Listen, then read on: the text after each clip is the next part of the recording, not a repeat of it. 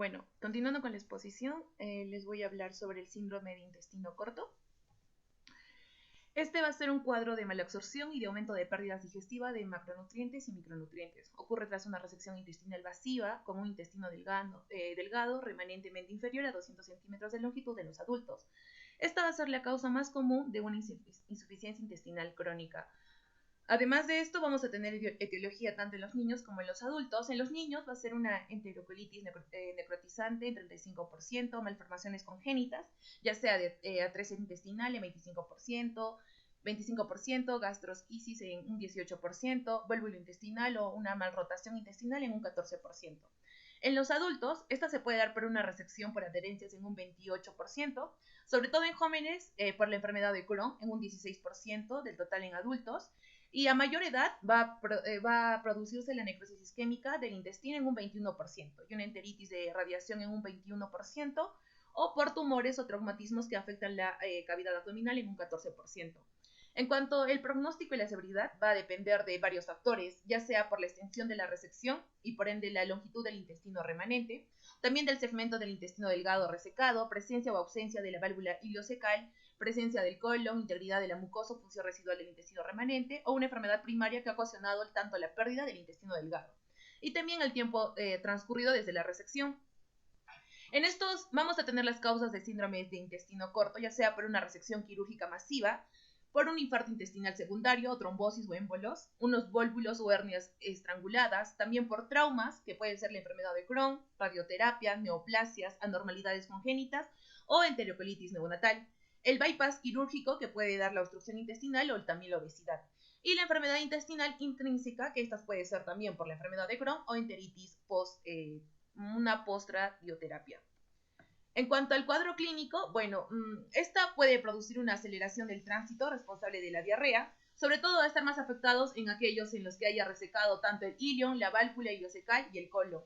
También por una hipersecreción gástrica o deficiencias nutricionales. Esto es muy importante porque de esto va a depender tanto la longitud y la zona de intestino resecado, también las yayumostomías, que va a ser la tendencia a la deshidratación. En cuanto a las manifestaciones clínicas, puede presentar diarrea, hipocalcemia, anemia megaloblástica, desnutrición, que mayormente va a ser más, de todo va a ser el más presente en estos pacientes, y sobre todo que van a tener una mala calidad de vida. También va a presentar bajo de peso, deficiencias nutricionales y hipersecreción gástrica. En cuanto a la adaptación intestinal, esta sobre todo va a ser la capacidad o la adaptación del intestino, tanto morfológica como funcional, y esta puede prolongarse tanto en los 2 años en adultos o por un tiempo más prolongado en niños. Vamos a tener 3 fases. La primera fase va a ser una fase aguda, la segunda fase va a ser una fase aguda prolongada, y ya la tercera fase va a ser crónica. En la fase 1 va a ser el desequilibrio hidroeléctrico, mayormente va a comprender 2 semanas de posoperatorios a los 2 meses. En esta etapa el paciente cursa con diarrea, vómito, desequilibrio hidroeléctrico, acidosis metabólica, pérdida de peso, y por lo cual se va a recomendar que la alimentación sea exclusiva, sobre todo por vía parenteral, y cuando sea posible valorar el inicio de la estimulación enteral. En la fase 2, como ya les dije, esa va a ser aguda prolongada, dura de 2 meses a 2 años, es donde se va a llevar a cabo todo el proceso propio de la adaptación intestinal, en la cual se pondrán en marcha los mecanismos compensadores. En esta etapa la alimentación deberá ser mixta tanto enteral como parenteral, y ya la fase 3, que va a ser la fase crónica, que abarca más de los 2 años posteriores a la cirugía en adelante, y es la etapa en la cual los pacientes ya han alcanzado una adaptación intestinal, y en esta etapa se recomienda cuidar tanto la estabilidad nutricional y la metabólica. En cuanto al diagnóstico, es muy importante saber si al paciente le han hecho alguna cirugía previa o qué segmento del intestino fue resecado, cuándo le quitaron, qué tipo de anastomosis le realizaron y por qué razón se hizo esta resección. Mayormente vamos a tener que pedir análisis de sangre o huesos para medir los niveles de nutrientes. Otros exámenes pueden concluir con procedimientos de diagnóstico por imágenes, ya sea una radiografía con medio de contraste o radiografía de bario, o una tomografía computarizada con contraste, una resonancia magnética o una enterografía. Estas pueden mostrar las obstrucciones o los cambios en los intestinos, pero más importante es preguntarle ante el examen físico o al realizar la historia clínica. En cuanto al tratamiento, este va a ser un manejo multidisciplinario. Lo más importante es mantener el soporte nutricional óptimo que cubre las necesidades calóricas y energéticas del paciente, ya sea para el crecimiento y el desarrollo, sea en cuanto el paciente sea un niño.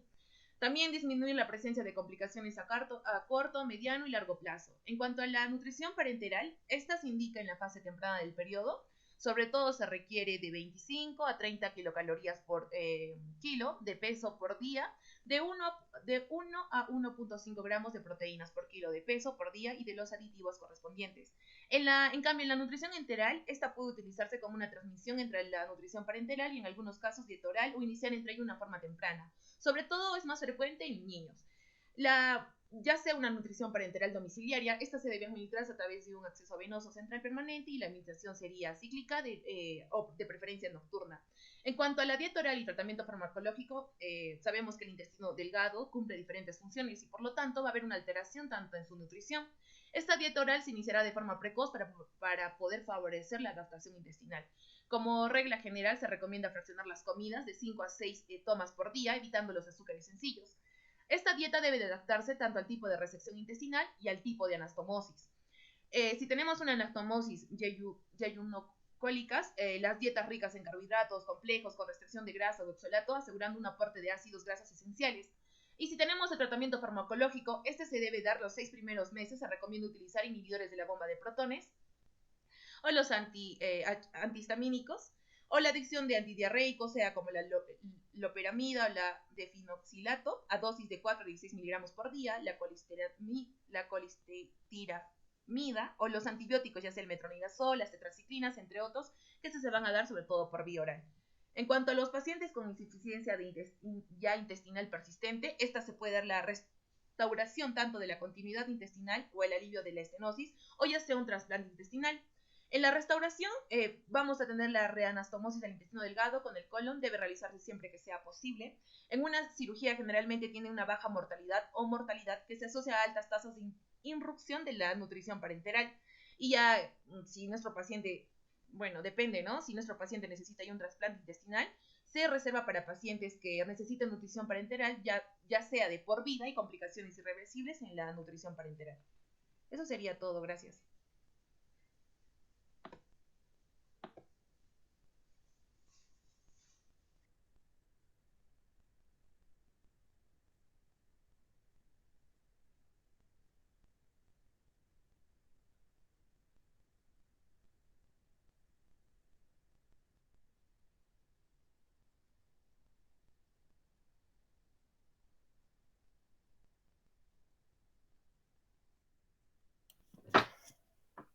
Buenas tardes, doctora y compañeros. ¿Se nota la diapositiva?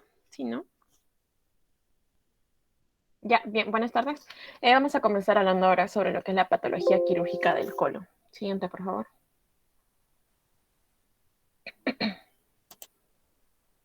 Bien, vamos a comenzar primero con lo que es la embriología.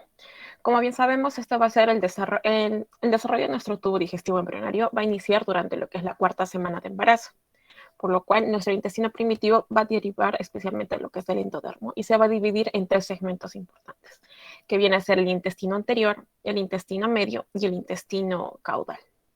Bien, dentro del intestino medio y caudal va a contribuir lo que va a formar lo que es el colon, el recto y el ano.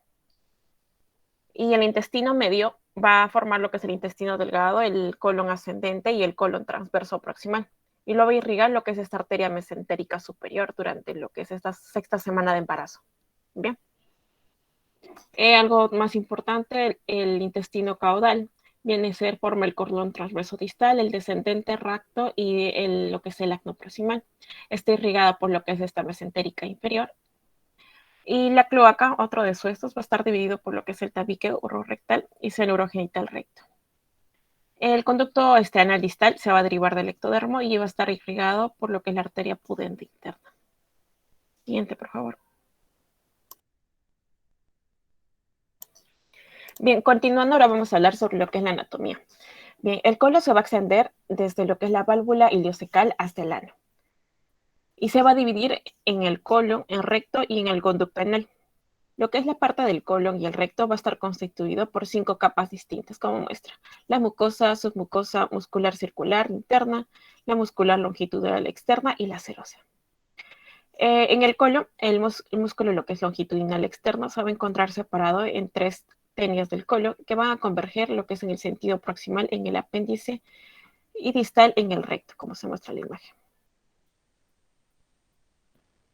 Con respecto a las referencias anatómicas del colon, el colon se va a iniciar en lo que es en la unión de del ilion terminal y el ciego se va a extender lo que es más o menos 90 a 150 centímetros hacia lo que es el recto. El ciego va a ser la porción de mayor diámetro del colon. Mide más o menos en condiciones normales de 7.5 a 8.5 centímetros y tiene lo que es la pared muscular más delgada. Con respecto a lo que es el colon ascendente, suele estar fijo lo que es al retroperitoneo. La flexura hepática, como se muestra ahí, marca lo que es la transición al colon transverso. Y el colon transverso intraperitoneal es relativamente móvil, pero se va a encontrar fijo gracias al ligamento gastrocólico y también al mesentérico del colon. La flexura esplénica, como muestra, va a marcar la transición del colon transverso al descendente. Y por último, el colon descendente se va a encontrar relativamente fijo al retroperitoneo. Y el colon sigmoide es la parte más estrecha del colon, va a ser movible y se localiza casi siempre en el cuadrante inferior izquierdo. Siguiente, por favor. Bien, ahora hablemos un poquito sobre lo que es la irrigación del colon. La perfusión del colon va a ser muy variable, como se muestra en la primera imagen. Primero vamos a encontrar lo que es esta arteria mesentérica superior, como muestra el puntero, el cual se va a ramificar en la arteria iliocólica, que va a suministrar el riesgo sanguíneo a lo que es el ilion terminal y también al colon ascendente proximal. Luego tenemos la arteria cólica derecha, que irriga el colon ascendente, y la arteria cólica media, que irriga lo que es este colon transverso. La arteria mesentérica inferior se va a ramificar en lo que es la arteria cólica izquierda, que va a irrigar el colon descendente. Tiene varias ramas sigmoideas que van a irrigar lo que es el colon sigmoide. Y por último tenemos la arteria hemorroidal superior, que nutre lo que es el recto proximal.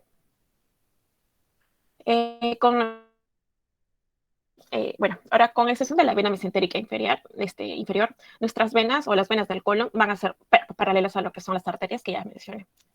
La vena mesentérica inferior va a ascender en el plano retroperitoneal sobre el músculo psoas y continúa por atrás del páncreas para unirse a lo que es la vena esplénica. Siguiente, por favor. Con respecto a nuestro drenaje linfático, lo más importante es que se va a originar lo que es una red linfáticos en lo que es la mucosa muscular. Los vasos y los ganglios linfáticos van a seguir lo que es el trayecto de las arterias que ya mencioné. Se encuentran especialmente en lo que es en la pared intestinal, o sea, en los epicólicos, a lo largo del margen interno del intestino, que vienen a ser adyacentes a lo que son las arcadas arteriales, que se denomina como los paracólicos. Alrededor de los llamados vasos mesentéricos, que también se denomina como intermedios, ¿no? Y en el origen también de las arterias mesentéricas superior e inferior principales. Como ahí menciona, los linfáticos del colon siguen el trayecto de las venas, ¿no? Con respecto a nuestra inervación, lo más principal a saber es que el colon se va a encontrar inervado por los nervios simpáticos, que vienen a ser los inhibidores, y los parasimpáticos, que lo denominamos como los estimuladores. ¿Bien? En los nervios simpáticos vamos a provenir lo que son del T6 hasta el T12 y de L1 al L3. Lo que es la inervación parasimpática del colon derecho y también del trayecto procede especialmente de lo que es del nervio vago. Y los nervios parasimpáticos del colon izquierdo vienen de los nervios sacros S2 a los S4 para formar estos nervios erectores. Siguiente, por favor. Bien, ahora vamos a hablar un poquito sobre lo que es la anatomía anorrectal. Iniciando, el recto va a medir alrededor de 12 a 15 centímetros de largo y hacia su luz se va a extender los tres pliegues submucosos diferentes que vienen a ser las óvulas de Houston. La parte posterior, la fascia, la presacra, que va a separar tanto el rexo del plexo venoso, presacro, y por último los nervios pélvicos. Bien. Como vamos a ver, el conducto anal anatómico va desde la línea pectínea o dentada hasta el borde anal, como muestra en la imagen. Esta línea pectínea o dentada marca lo que es el sitio de transición, que viene a ser entre la mucosa rectal cilíndrica y lo que es el anodermo epidérmico. Y la zona de transición anal, esta va a incluir tanto lo que es la mucosa proximal a la línea dentada, que comparte características muy similares histológicamente con el epitelio cilíndrico, el cuboideo y lo que es el epidermoide. Esta línea rodeada por pliegues mucosos longitudinales, como se muestra, vienen a ser denominada como la columna de Morgani. Aquí vamos a encontrar lo que son las criptas anales, y estas criptas van a ser el origen de lo que son los abscesos criptoglandulares. Bien, con respecto al recto distal, el músculo listo interno está engrosado y comprende dando lo que es el esfínter anal interno, que está rodeado por lo que es el esfínter externo subcutáneo, el superficial y el profundo. Y el esfínter anal externo profundo es una extensión de este músculo puborectal, ¿no? Los músculos puborectales, el iliococcigio y el pubococcigio van a formar el músculo del elevador del ano pélvico, del piso pélvico. Siguiente, por favor. Acá, como se muestra. Acá están los músculos puborectales, el iliocecal y el pubococcigio. Bien. Algo más importante, vamos a ver con la irrigación anorrectal. Siguiente, por favor.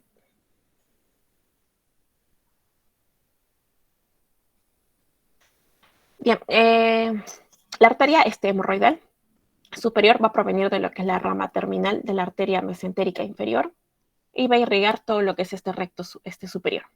Y la arteria hemorroidal media proviene de lo que es la ilíaca interna. La arteria hemorroidal inferior, como muestra la imagen, se va a originar de lo que es de la arteria pudenda interna. Con respecto a nuestro drenaje venoso, va a ser paralelo al arterial, como menciona. Bien, comenzamos con lo que es la vena hemorroidal superior, que va a drenar todo lo que es el sistema portal a través de lo que es la vena mesentérica inferior. Nuestra vena hemorroidal media va a desembocar en la vena ilíaca interna, y la hemorroidal interna va a drenar lo que es la vena pudenda interna, y más adelante va a drenar lo que es la vena ilíaca interna. Siguiente, por favor.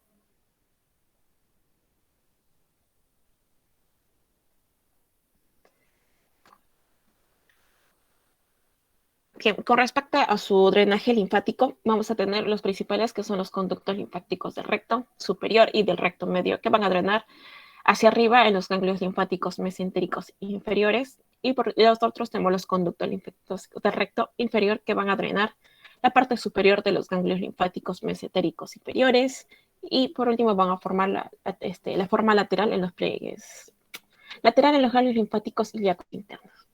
Su inervación, lo principal a saber es que las fibras nerviosas simpáticas derivan del L1 a L3 y se unen en el plexo preaórtico. Las fibras nerviosas parasimpáticas se conocen como nervios erectores y se originan en el S2 a S4. Los elevadores del ano es inervado por el nervio pudendo interno y ramas directas de S3 a S5. Y la inervación sensorial del conducto anal va a preceder de lo que es la rama hemorroidal interna del nervio pudendo. Siguiente, por favor. Bien, ahora vamos a hablar un poquito sobre lo que es la fisiología normal en el colon. Como principalmente lo que vamos a ver va a ser el intercambio de líquidos y electrolitos, que van a ser el agua, sodio, potasio, cloro, bicarbonato y por último el amoníaco. Bien. Como bien sabemos, el colon va a ser un sitio central que se va a encargar especialmente de lo que es la absorción del agua e intercambio de electrolitos. En circunstancias normales podríamos decir que está cerca del 90% del agua va a estar contenido en líquido biliar y se absorbe especialmente en el colon, que viene a ser de 1000 hasta 2000 mililitros por día, y puede llegar a absorber hasta 5000 mililitros de líquidos por día. Con respecto al sodio, se absorbe por mecanismos activos mediante lo que es la bomba sodio-potasio, ATPasa, y se absorbe hasta 500 mil equivalentes de sodio al día. En el potasio se va a secretar de manera activa a la luz del colon y se va a absorber por lo que es una difusión pasiva de este. El cloro se absorbe por mecanismo activo mediante el intercambio de cloro-bicarbonato. Y por último, el amoníaco, que viene a ser, su absorción va a depender mucho de lo que es el pH luminal, la reducción de las bacterias colónicas y el descenso de pH interluminal, que va a reducir esta absorción de amoníaco. Siguiente, por favor. Otro importante que vamos a ver son los ácidos grasos, que son de cadena corta, que los principales son el acetato, el butirato y el propionato. Acá se va a producir lo que es una fermentación bacteriana de los carbohidratos alimentarios, ¿no?, que consumimos. Bueno, estos ácidos grasos vienen a ser una fuente importante de energía, especialmente para la mucosa colónica y el metabolismo de los colonocitos, que van a proporcionar energía para procesar este transporte activo del sodio, ¿no? Una falta o una insuficiencia de esta fuente alimentaria va a producir lo que es atrofia o inflamación de la mucosa. Esta inflamación también se le conoce como colitis por derivación. La microflora colónica es algo importante, que es bien estar cerca del 30% del peso fecal seco, que corresponde especialmente a las bacterias. Dentro de ellas vamos a tener a las anaerobios, que vienen a ser la principal clase de microorganismos, y la especie sería las bacteriotas, ¿no? Que son las más abundantes. La Escherichia coli va a ser con respecto al más abundante a los microorganismos aerobios. También tenemos dentro de la microflora endógena, que va a ser crucial para lo que es la degradación de carbohidratos y proteínas en el colon, que van a participar en lo que es en el metabolismo de la bilirrubina, los ácidos biliares, el estrógeno y el colesterol, ¿no?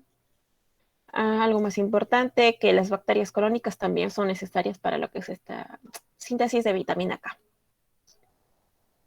Con respecto al gas intestinal, este va a provenir especialmente del aire deglutido, que viene a ser por una difusión de la sangre y producción intraluminal.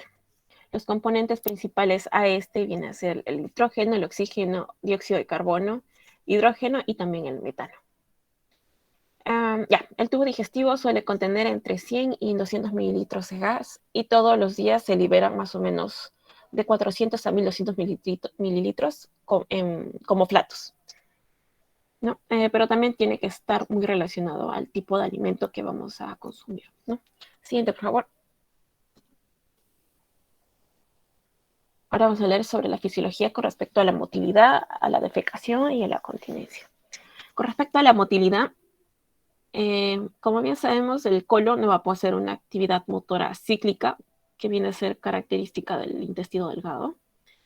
Por el contrario, el colon se va a presentar o va a tener lo que son las contracciones intermitentes, tanto de amplitud alta o baja. Con respecto a las de amplitud baja o de corta duración, van a ocurrir en brotes y al parecer desplaza el contenido del colon en sentidos anterógrados y retrógrados. Con lo que es la de amplitud alta, va a ocurrir en una forma más coordinada y suscita que vienen a ser los movimientos de masa. Con frecuencia van a tener lugar asimismo brotes de complejos motores rectales.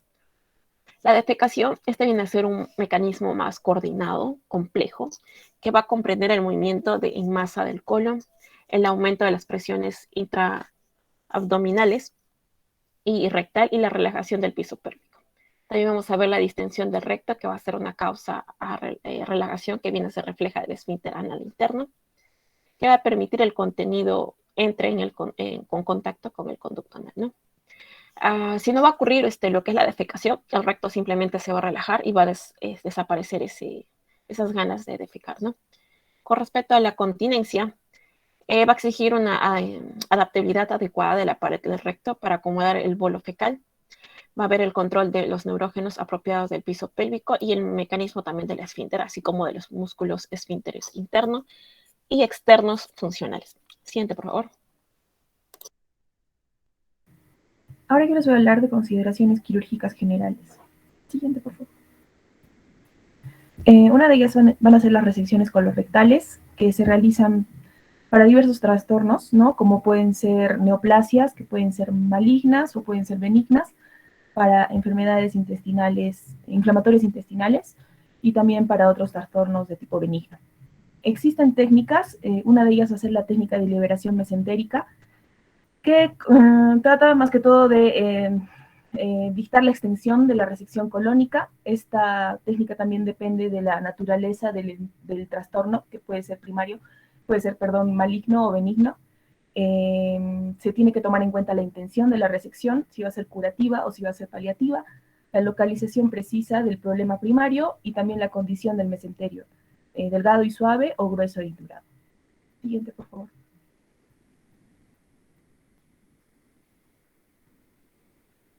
En esta imagen de Schwartz podemos ver las extensiones que se realizan de las diversos tipos de resecciones, ¿no? Del colon. En este caso por carcinoma de colon. Por ejemplo, en la imagen A podemos ver ese tipo de resección se hace en cáncer fecal. En la imagen B se ve la resección de tipo de cáncer de flexura hepática. En la imagen C es una resección en cáncer de colon transverso. En la D es una resección de cáncer de la flexura esplénica. En la E es en cáncer de colon descendente. Y en la figura F es una resección de cáncer de colon sigmoide, ¿no? Les voy a puntualizar cada uno a continuación. Siguiente, por favor.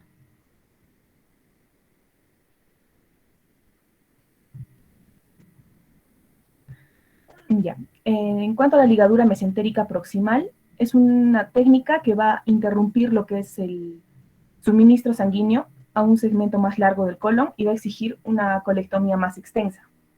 También existe otra técnica que es la resección de urgencia, que es necesaria en casos de, por ejemplo, perforaciones, obstrucciones o hemorragias, ¿no? Como es un caso de urgencia, el intestino casi nunca va a estar preparado y el paciente puede estar inestable. Aquí es donde se debe resecar el segmento afectado junto con el aporte linfovascular. En técnicas de resección de mínima invasión, bueno, es un procedimiento que actualmente tiene muchas ventajas. Antes se necesitaban laparotomías, pero ahora pueden realizarse por vía laparoscópica, ¿no? Esta técnica comprende el uso de la telemanipulación de la robótica, en la que el cirujano va a operar desde una consola alejada al paciente, ¿no? ¿Cuáles vendrían a ser las ventajas de usar estas técnicas de mínima invasión? Tiene un mejor resultado estético, cosmético, hay un menor dolor posoperatorio, hay una reanudación más temprana de la función intestinal y tiene un efecto menos inmunosupresor. Siguiente, por favor. Ahora voy a hablarles de la colectomía. Este procedimiento tiene múltiples terminologías según las áreas que se van a seccionar, ¿no? Por ejemplo, en la imagen de la derecha, bueno, está nombrado con diferentes letritas. Por ejemplo, de la A a la C viene a ser una ileocectomía. Si se hace una colectomía de la A a la D, vendría a ser una colectomía ascendente. Si se hace una colectomía de la A a la F, ya vendría a ser una hemicolectomía en tipo derecha. Si se hace una colectomía de la A a la G, es una hemicolectomía derecha extendida. Si se hace una colectomía desde la E hasta la H, o sea, del colon transverso, vendría a ser la colectomía transversa. Si se hace una colectomía del G a la I, es una hemicolectomía izquierda. De la F a la I es una hemicolectomía izquierda extendida. Si se hace una colectomía de la J, que es más abajo, a la K, sería una colectomía sigmoide. Y si se hace una colectomía casi de todo, de la A a la J, es una colectomía subtotal. Si se hace de la A a la K, es una colectomía total. Y bueno, y de la A a la L ya sería una proctocolectomía tipo total. Siguiente, por favor.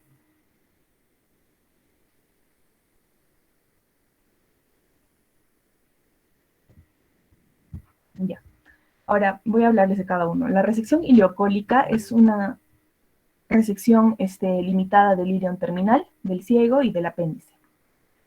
Se utiliza esta resección ileocólica más que todo para eliminar enfermedades que van a afectar estos segmentos del intestino, que pueden ser las enfermedades como la enfermedad de Crohn ileocecal o lesiones tanto sean benignas o neoplasias malignas, ¿no? Si en casos de que se sospeche una afección maligna que pueda ser curable, están indicadas estas resecciones, pero de tipo más radical, en las que ya se hace una sección de una hemicolectomía derecha, que consiste en ligar y cortar los vasos ileocólicos. En la colectomía derecha ya vendría a ser una operación más apropiada en oncología para la resección terapéutica del carcinoma de colon proximal. Esta colectomía derecha se usa para, más que todo, eliminar lesiones o enfermedades en el colon derecho. El procedimiento que se hace es que se ligan y se cortan los vasos ileocólicos, los vasos cólicos derechos y las ramas derechas de los vasos cólicos medios. En la resección se incluyen más o menos unos 10 centímetros del ilion terminal y casi siempre es posible hacer una anastomosis primaria del ilion con lo que es el colon transverso. Siguiente, por favor. La colectomía derecha extendida es la resección con intento de curación de defectos localizados en la flexura hepática o en el colon transverso. Aquí se reseca el colon derecho y el transverso proximal y se va a efectuar una anastomosis primaria entre lo que es el ilion y el colon transverso distal. En una colectomía transversa se ligan los vasos cólicos medios y se reseca el colon transverso, ¿no? Luego se realiza una anastomosis de tipo colocolónica. En una colectomía izquierda se utiliza esto más que todo en trastornos o estados patológicos restringidos al colon transverso distal, a la flexura esplénica o al colon descendente. Y aquí se ligan las ramas izquierdas de los vasos cólicos medios, de los vasos cólicos izquierdos y de las primeras ramas de lo que son los vasos sigmoideos. Y por lo general se efectúa una anastomosis colocolónica. Siguiente, por favor. La colectomía izquierda, tipo extendida, es una opción para extirpar lesiones en el colon transverso distal. Y en esta cirugía se extiende la colectomía izquierda en sentido proximal para incluir lo que son las ramas derechas de los vasos cólicos medios. En una colectomía sigmoide, las lesiones en el colon sigmoide van a exigir ligaduras y secciones de las ramas sigmoideas de las arterias, de la arteria mesentérica inferior, y debe resecarse la totalidad del colon sigmoide hasta el nivel del reflejo peritoneal y crear una anastomosis entre el colon descendente y el recto superior. En la colectomía total y subtotal, se utiliza en individuos que van a tener colitis fulminante o poliposis adenomatosa familiar, que pueden ser atenuadas o con carcinomas sincrónicos de colon, ¿no? Lesiones más fuertes. Se ligan y se seccionan los vasos ileocólicos, los vasos cólicos derechos, los medios y los izquierdos. Y se deben preservar los vasos hemorroidales superiores. El siguiente.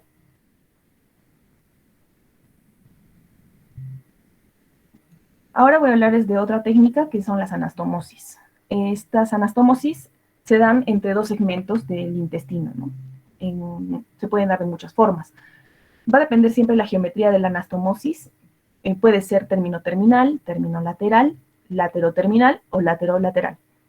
Esta técnica, como ven en la imagen de la derecha, pueden ser mediante suturas manuales o mediante grapas, ¿no? Mediante una grapadora.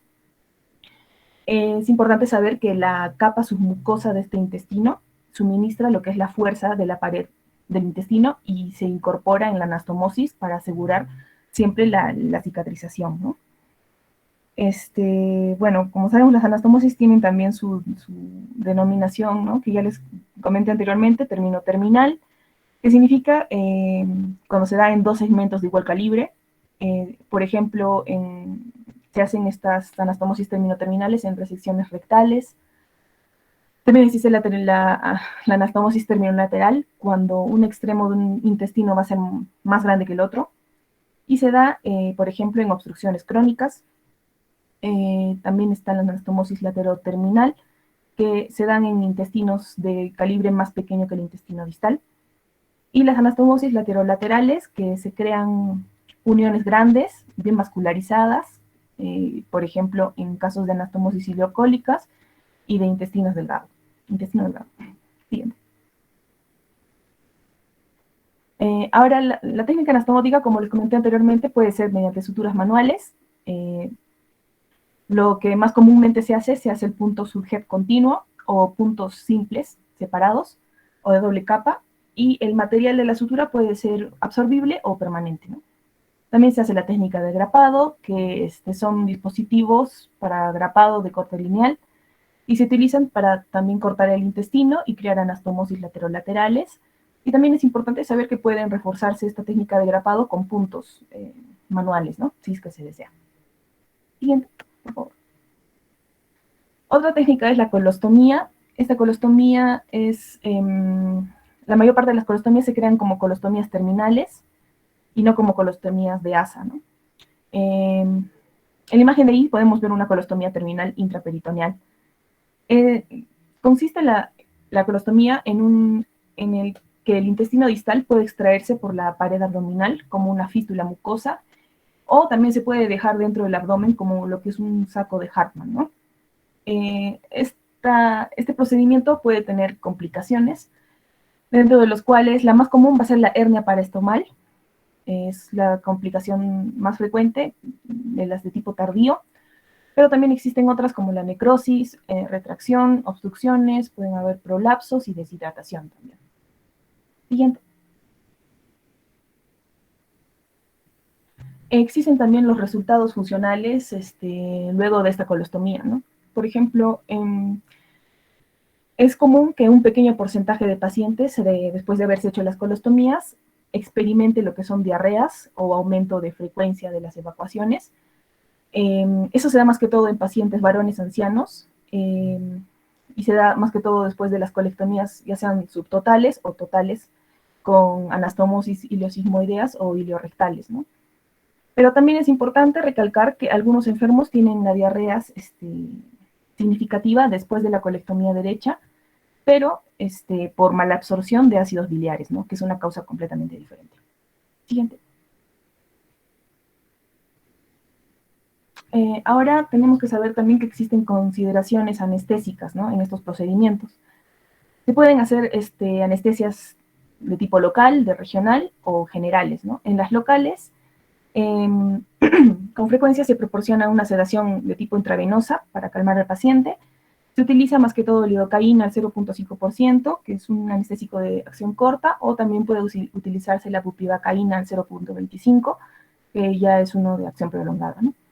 Se inyecta se da en la piel perianal, en esfínter y en el área que rodea los nervios pudendos, y se suministra lo que es un bloqueo adecuado, ¿no? De los nervios. Se puede también adicionar adrenalina diluida, que esto atenuaría la hemorragia y prolongaría el efecto del anestésico, ¿no? En casos de anestesias, de utilización de anestesia regional, se utiliza más que todo para procedimientos de tipo anorrectal o resecciones transanales, que se utiliza de tipo anestesia epidural, raquidia o caudal. Esta anestesia regional se da en personas con morbilidades médicas graves, concurrentes. Se administra la anestesia regional para la laparotomía y también para la colectomía. Eso es importante. Y también la anestesia epidural postoperatoria puede proporcionar un alivio excelente del dolor y también mejora la función pulmonar. En la anestesia general se hace en la mayoría de procedimientos intraabdominales y es necesario esta anestesia general. Se debe de realizar antes de hacer esta anestesia general, como sabemos, siempre una valoración adecuada, ¿no? Cardiovascular, pulmonar, preoperatoria, de tipo completa, para evitar complicaciones en el acto. Siguiente.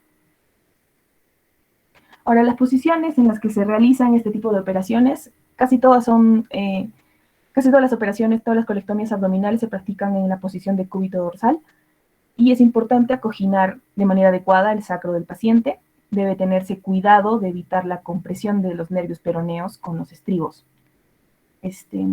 Ahora, los preliminares quirúrgicas de esto es importante primero preparar el intestino del paciente, en la que se utiliza, se debe de disminuir la carga bacteriana del colon y del recto.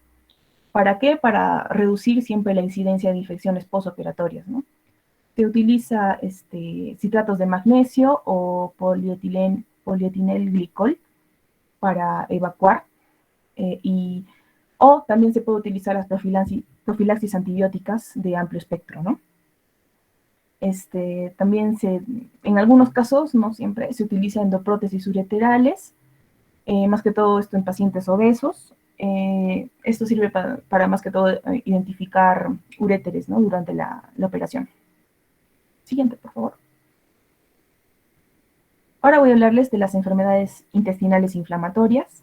Siguiente. Bueno, las enfermedades intestinales inflamatorias, como sabemos, son dos. Puede ser la colitis ulcerosa y la enfermedad de Crohn. También existe la colitis indeterminada.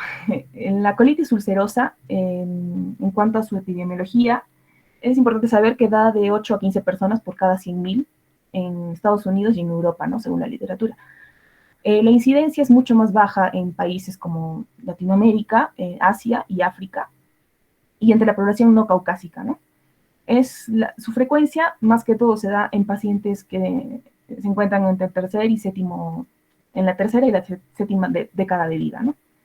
En cambio, la enfermedad de Crohn tiene una incidencia más baja, se da en 1 a 5 personas por cada 100.000 de población, y tiene una incidencia bimodal similar, y la mayor parte de los casos ocurre entre pacientes que tienen 15 a 30 años o de 55 a 60 años de edad.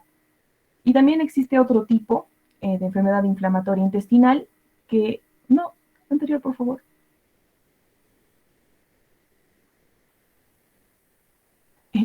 Existe otro tipo que es la colitis indeterminada, que como bien su nombre lo indica, se da en pacientes que no se diferencian si tienen colitis ulcerosa o si tienen enfermedad de Crohn.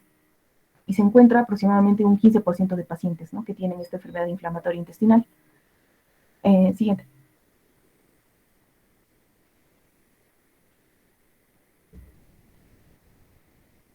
Siguiente, por favor.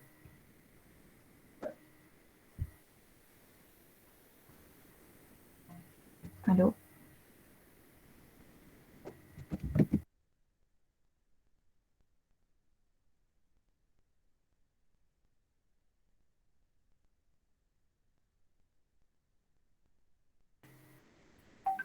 Ya. En cuanto a la etiología de enfermedad inflamatoria intestinal, tanto la enfermedad de Crohn o la colitis ulcerosa tienen muchas causas. Ninguna está comprobada al 100%, ¿no? Pero existen múltiples estudios que indican que, por ejemplo, tiene mucho que ver los factores ambientales, el tipo de dieta del paciente, ¿no?, su dieta alimentaria, sus infecciones, que pueden ser bacterianas o virales, antecedentes familiares, es muy importante, también el consumo de alcohol, de tabaco, el uso de anticonceptivos orales, en caso de mujeres, y también hay una parte importante que habla del mecanismo autoinmunitario, que consta más que todo del sistema inmune y de la barrera mucosa, ¿no? Es aquí donde un agente autoinmune destruye la barrera mucosa del intestino y el agente infeccioso, ya sea una bacteria o un virus, va a ser el que va a causar estas lesiones, ¿no? Por ejemplo, en la enfermedad de Crohn, dentro de sus etiologías más importantes están las bacterias, como el Mycobacterium paratuberculosis y la Listeria monocytogenes. Y dentro de los virus está el paramyxovirus o el virus de sarampión. Siguiente, por favor. Es importante saber las diferencias entre la colitis ulcerosa y la enfermedad de Crohn, ¿no? Por ejemplo, la colitis ulcerosa, como su nombre indica, colitis, es una afección que es exclusiva del colon. Va a haber una afección siempre del recto, va a afectar en continuidad y va a ser simétrico las lesiones. Hay una inflamación limitada solamente a la mucosa. Existe raras estenosis y fístulas, hay una rara enfermedad perianal, hay un raro desarrollo de abscesos, hay úlceras de tipo superficial y con friabilidad, hay abscesos crípticos también y una distorsión de las criptas. A comparación de la enfermedad de Crohn, que no solamente es en el colon, sino es en cualquier tramo del tracto digestivo, raramente se afecta en el recto, es una afectación de tipo de parches y asimétrica, ¿no?, a comparación de la otra que era simétrica. Hay una inflamación de tipo transmural, ¿no? En la otra era solamente en la mucosa y en esta es en múltiples capas. Hay frecuentes estenosis y fístulas, hay posible desarrollo de enfermedades perianales, también hay abscesos intraabdominales, hay úlceras, pero son de tipo profundas, ¿no?, como la colitis ulcerosa, que eran superficiales y empedradas, y hay también granulomas y hay agregados linfoides y fisuras. El siguiente, por favor. Entonces, los principios del tratamiento de tipo no quirúrgico, tanto en la enfermedad de Crohn como en la colitis ulcerativa, el objetivo principal es disminuir la inflamación y aliviar los síntomas, ¿no? Los fármacos que comúnmente se utilizan en estas dos patologías son los salicilatos, como la sulfasalacina, ¿sí?, y la 5-asa, o antibióticos de amplio espectro, como la fluoroquinolona o los metronidazoles. También los corticosteroides, que pueden ser enemas de corticosteroides, y inmunodepresores como la satioprima o la 6-mercaptopurina.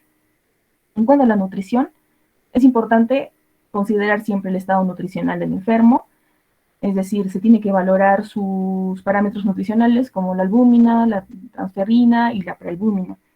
Y esta nutrición tiene que ser de tipo parenteral. Siguiente.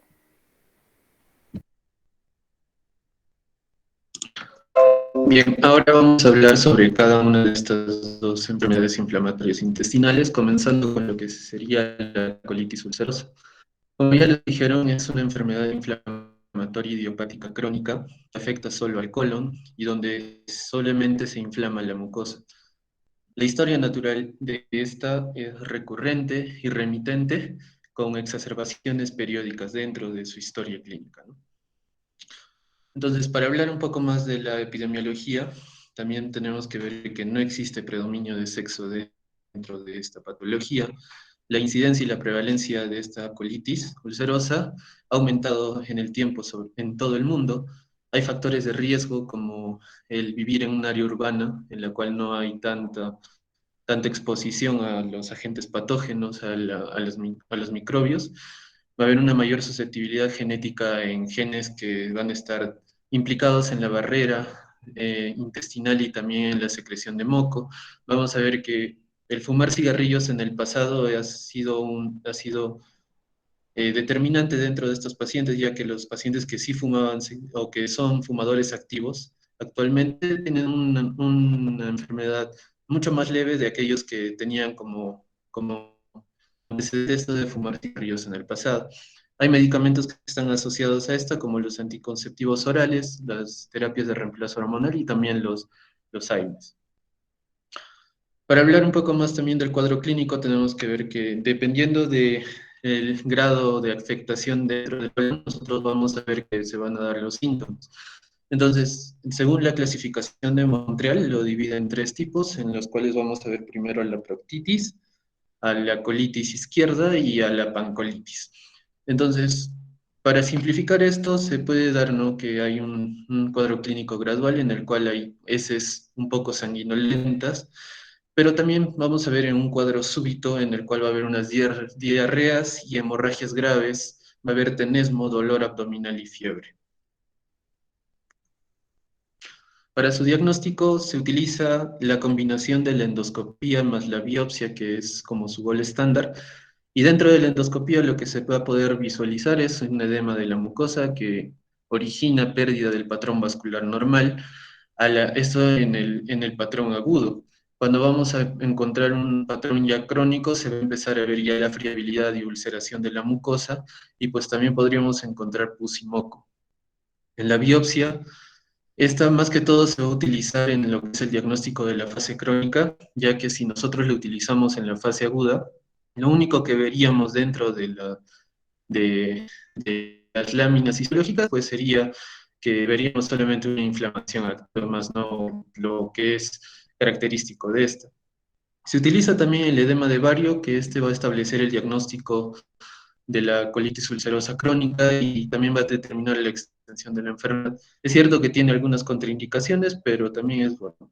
Sin embargo, lo que más se utiliza son estos dos, ¿no? La combinación de una colonoscopía más una biopsia.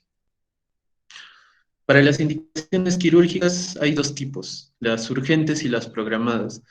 Urgente es cuando la hemorragia va a ser masiva y que pone en peligro la vida de la persona, aquellos que van a presentar una sintomatología y signos de megacolon tóxico, las personas que van a tener una colitis fulminante que no responde con rapidez a todo el tratamiento médico que vimos, que es inmunosupresor, el deterioro del estado clínico, la falta de mejoría del transcurso entre las 24 y 48 horas, cuando no hay una buena...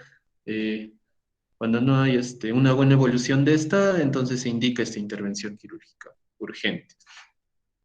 Y va a ser programada cuando, a pesar del tratamiento médico, no va a haber una respuesta y pues este tratamiento médico también tiene riesgo de complicaciones del mismo, entonces en ese caso también se va a programar una cirugía y bien pacientes con riesgo importante de carcinoma colorectal.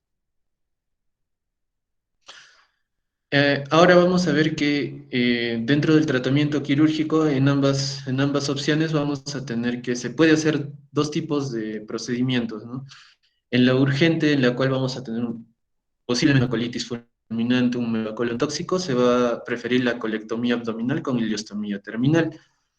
Y en la programada, nosotros vamos a ver que en esta vamos a ver que va a haber una inflamación resistente al tratamiento y cuando el riesgo de neoplasia cuando hay riesgo de una aparición de una neoplasia maligna, ¿no?, en la cual se ve displasia. En esta vamos a ver que se va a hacer la proctocolectomía total con ileostomía terminal. En las imágenes, por ejemplo, podemos ver acá una bolsa NS ilial y una anastomosis una ileostomía en la asa temporal, ¿no?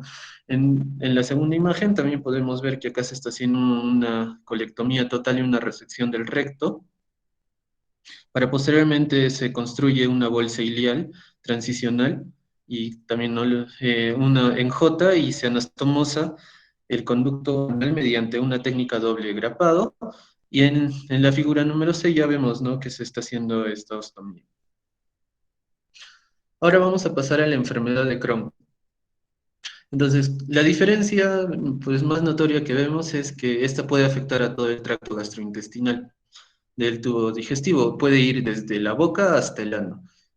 La inflamación suele ser segmentaria, como vemos, no está, incluso acá en la imagen podemos ver que no es de en toda su circunferencia del colon, sino que podría estar afectando solo una parte de la circunferencia. Eso también es una de las diferencias importantes.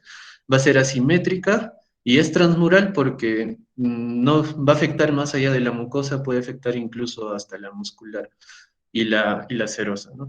Entonces, las características de esta historia natural de la enfermedad es que al igual que la anterior, se va a caracterizar porque va a haber exacerbaciones y remisiones dentro de esta historia. Tiene epidemiología, que esta afecta mayormente al ilion terminal y al ciego, a lo cual se le llama la enfermedad de Crohn iliocólica, que es la más importante. No existe una distribución específica por sexo en los adultos. Hay una mayor incidencia y prevalencia en las zonas desarrolladas.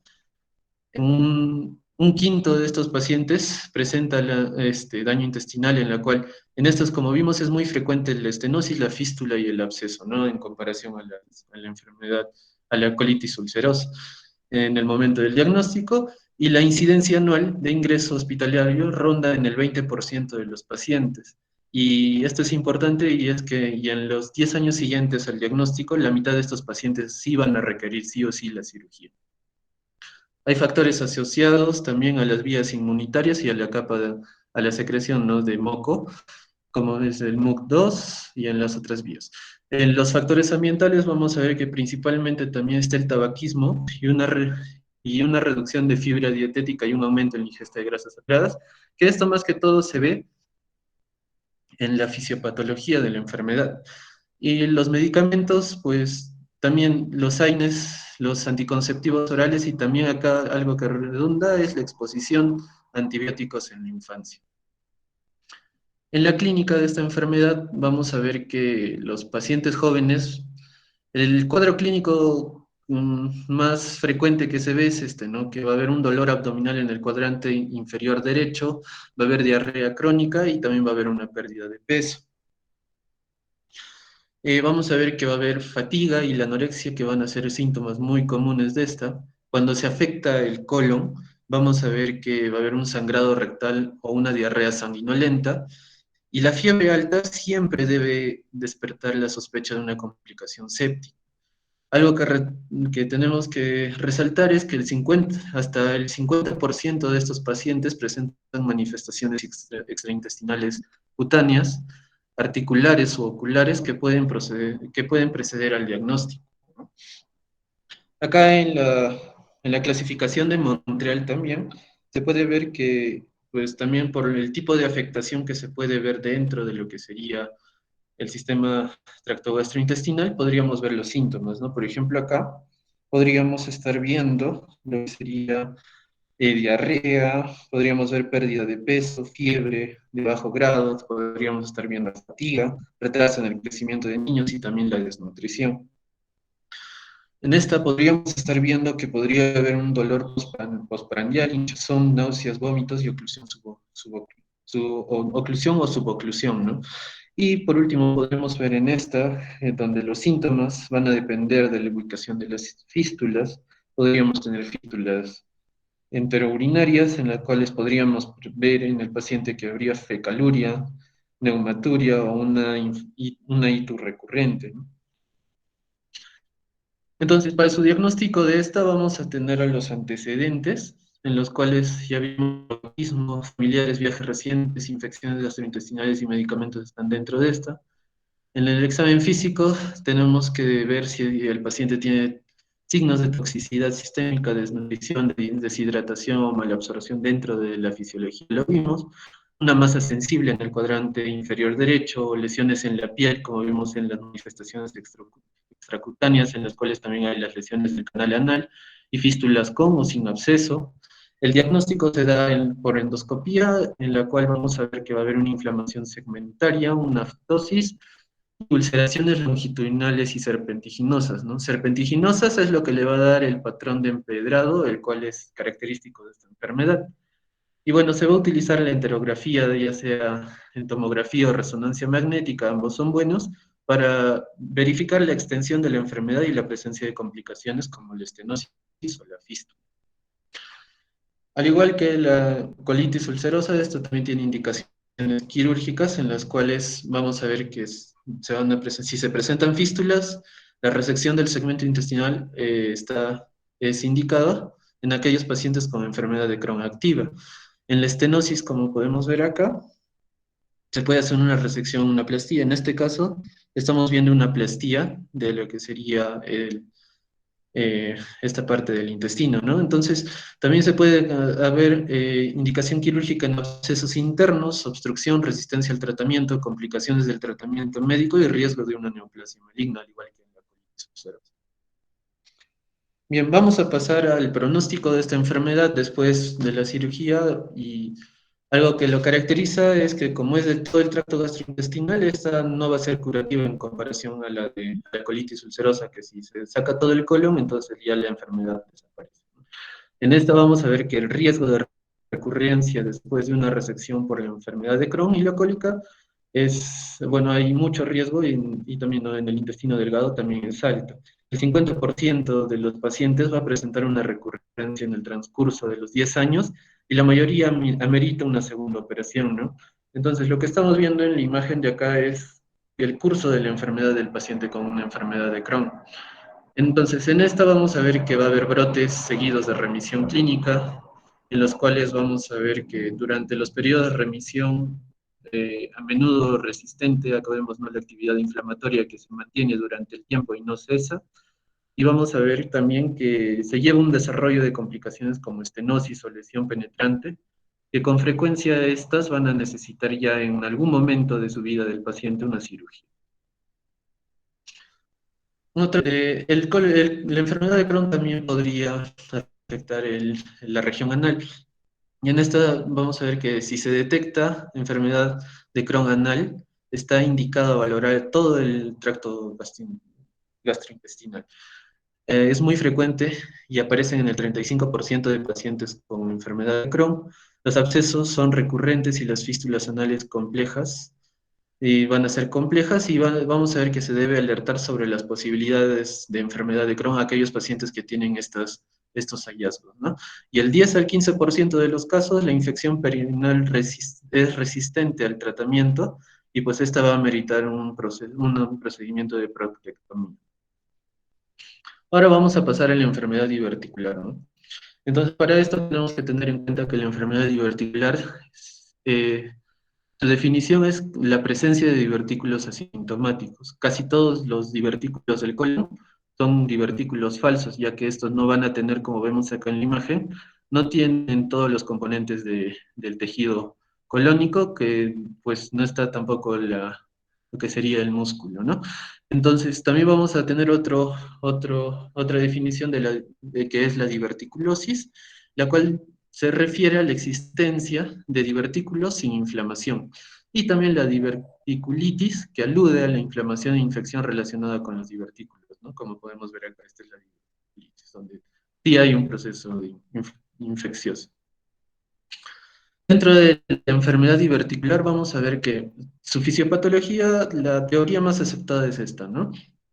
Que la falta de fibra dietética produce un volumen más pequeño de heces, y para esto se va a necesitar aumentar la presión intraluminal y la tensión de la pared del colon para poder impulsarlas, ¿no?, estas heces. Y la contracción crónica de esta, aumentando la presión, va a causar una hipertrofia muscular y divertículos por pulsión.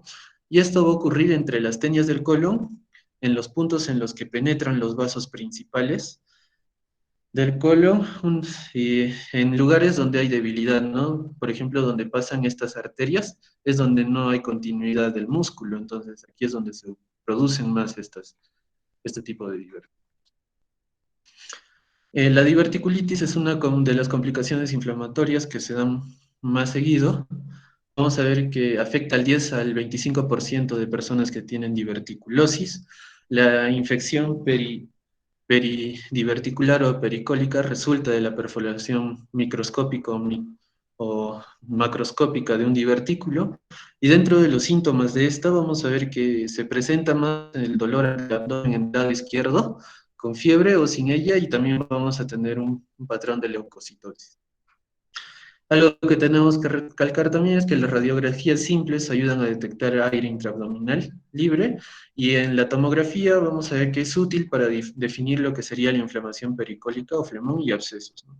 En este tipo de patología está contraindicado los enemas con contraste, las endoscopías o ambas, debido al riesgo de perforación.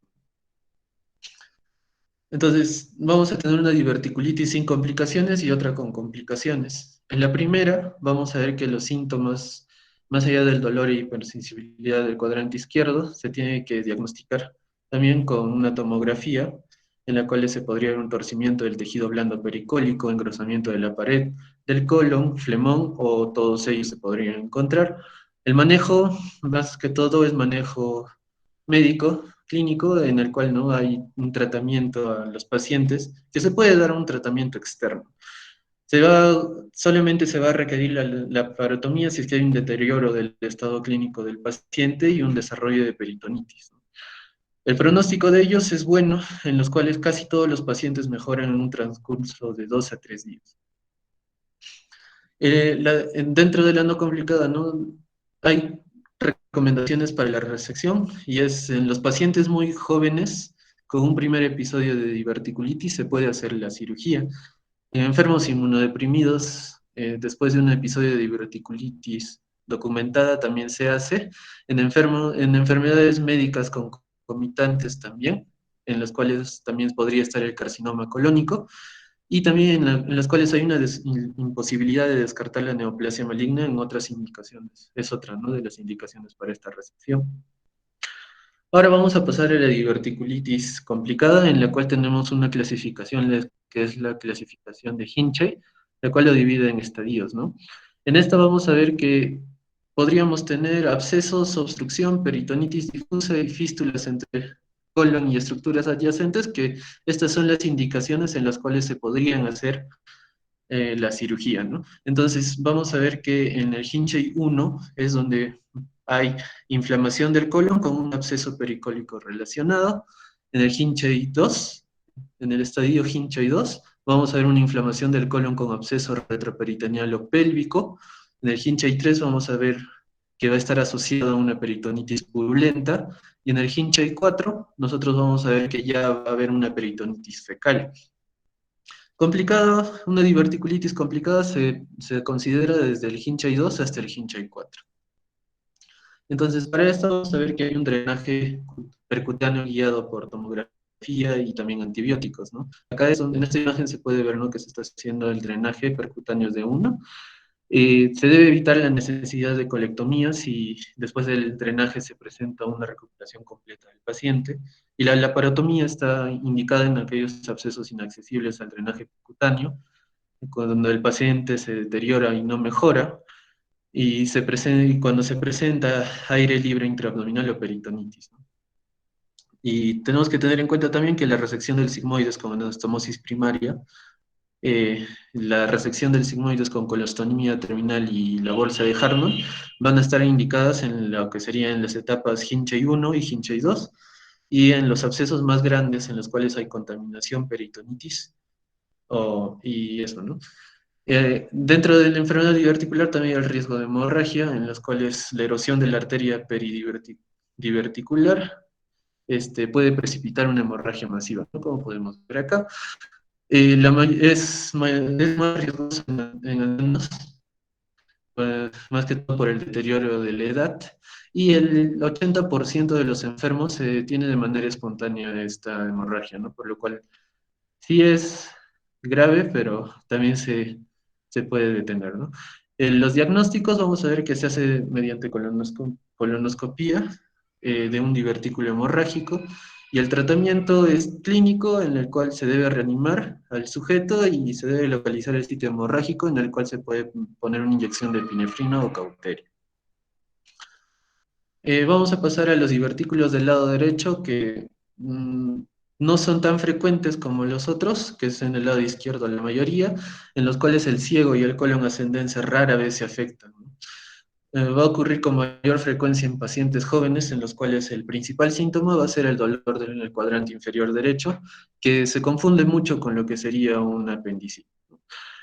Solo cuando el paciente se encuentra en el quirófano se establece el diagnóstico de diverticulitis del lado derecho, y el tratamiento va a ser una resección iliocecal, ¿no? Donde si nosotros tenemos un divertículo grande aislado con inflamación mínima, se puede reseccionar.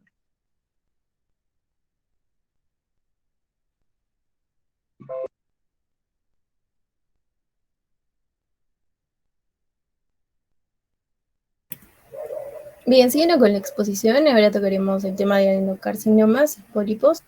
Bueno, para empezar, el carcinoma colorectal es la neoplasia maligna más común de todo el tubo digestivo, y su incidencia es similar en varones y mujeres. Este va a ser responsable de 50.000 muertes anuales, y se va a diagnosticar alrededor de 130.000 casos nuevos cada año.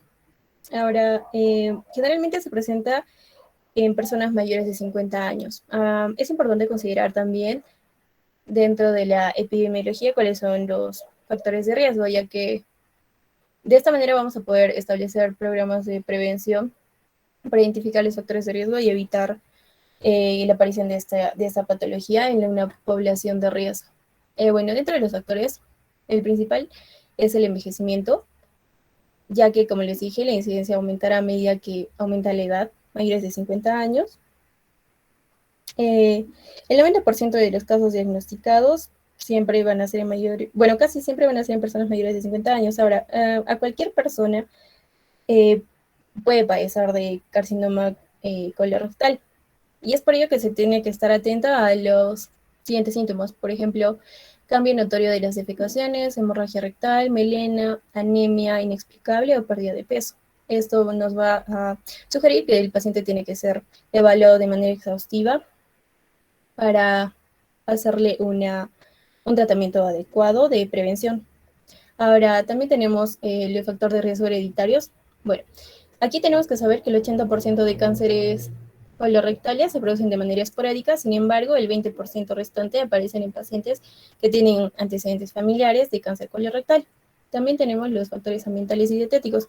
Por ejemplo, el cáncer colorectal es mucho más común en poblaciones que tienen una dieta rica en grasa animal y baja en fibra, ya que se ha demostrado que el consumo elevado de grasas saturadas y poliinsaturadas aumentan el riesgo de cáncer. Así también está el consumo de tabaco como uno de los factores a considerar, y la enfermedad intestinal inflamatoria. Sobre todo en pacientes que tienen colitis de larga duración, la inflamación crónica de la mucosa va a predisponer a la aparición de cambios malignos. Ahora, dentro de la patogenia del cáncer colorectal tenemos que, bueno, este va a aparecer a partir de pólipos, y estos pólipos se van a originar como resultado de una serie de mutaciones genéticas de diversos genes. Los más importantes a destacar son la mutación en el gen supresor de tumor APC, el cual está alterado en el 80% de casos de cáncer colorectal. Así también está alterada, hay una mutación en el oncogen KRAS, y en menor medida, como vamos a ver más adelante, también hay una mutación en el gen MIH. Ahora, es importante también que no solo la mutación del gen APC va a contribuir va a determinar la malignidad, sino que este va a poner todos los cambios necesarios para que se sigan acumulando estas alteraciones genéticas. Ahora, También se ha reportado la mutación de la proteína P53 en el 75% de los cánceres colorectales.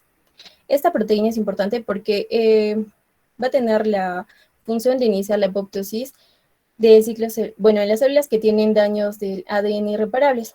Sin embargo, en los pacientes que tienen cáncer colorectal, esta va a estar completamente suprimida. Siguiente, por favor.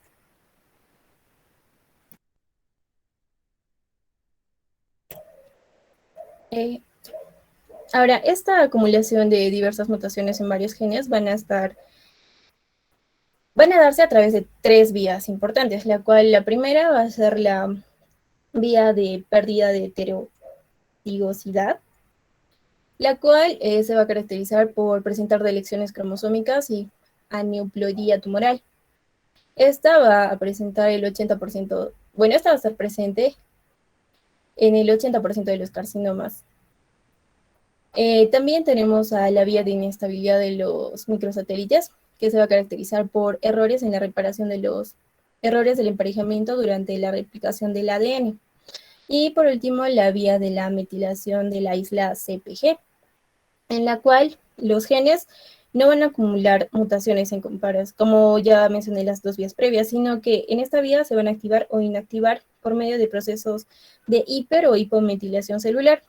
Este proceso se va a conocer como alteración epigenética y va a dar como resultado una activación anormal o una inactivación de diversos genes. Ahora, los pólipos, bueno, describen cualquier protuberancia en la superficie de la mucosa intestinal sin importar su naturaleza histológica. Como ya sabemos, la mayoría de los carcinomas colorectales evolucionan a partir de estos pólipos adenomatosos. Y es por ello que es importante conocer su clasificación también, dentro de los cuales vamos a tener que se dividen en tres clases: los neoplásicos, con sus subtipos el adenoma tubular, el adenoma velloso, el adenoma tubulovelloso y los adenomas o pólipos cerrados. En segundo lugar tenemos los pólipos hiperplásicos o amartomatosos, que también tienen sus subtipos, que son los juveniles, los de Peutz-Jeghers y los de Cronquist-Canada. Y por último, tenemos a los pólipos inflamatorios, que también tienen sus subtipos como el pseudopólipo, el pólipo linfoide benigno. Ahora, dentro del pólipo neoplásico es el más común. Generalmente se va a dar en pacientes de mayores de 50 años y van a ser lesiones displásicas. Ahora, el riesgo de malignidad va a estar en relación con el tamaño y el tipo de pólipo. Por ejemplo, los adenomas tubulares van a estar vinculados a neoplasias malignas solo en un 5%. En cambio, los adenomas vellosos se van a vincular hasta en un 40% de estos, y los adenomas tubulovellosos van a tener un riesgo de hasta un 22%.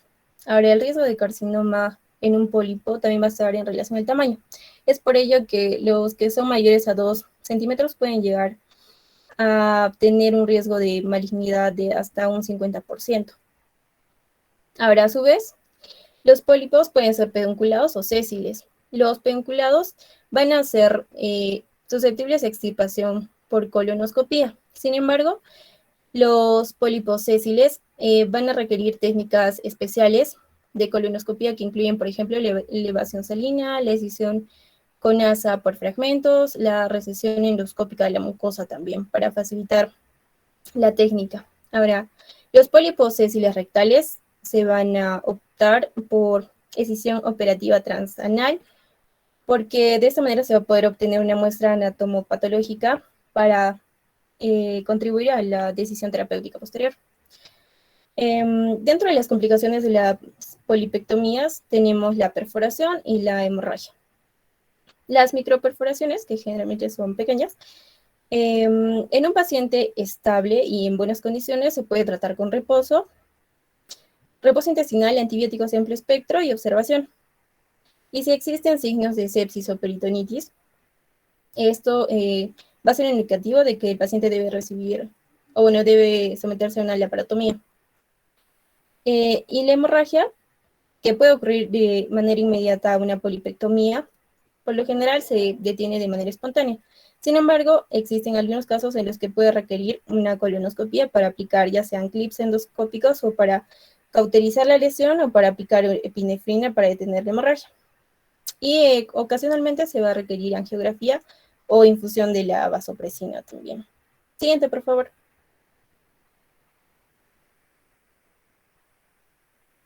Ahora, los pólipos hiperplásicos van a ser extremadamente frecuentes en el colon. Suelen ser pequeños, de menos de 5 milímetros, y van a tener características histológicas de hiperplasia, pero sin ningún tipo de displasia. No se consideran premalignos, sin embargo, se extirpan. Y bueno, a diferencia de los pólipos hiperplásicos grandes, que van a ser de más de 2 centímetros, estos tienen riesgo de degeneración maligna y se van a producir generalmente en adultos jóvenes y van a tener mayor riesgo de desarrollar cáncer colorectal.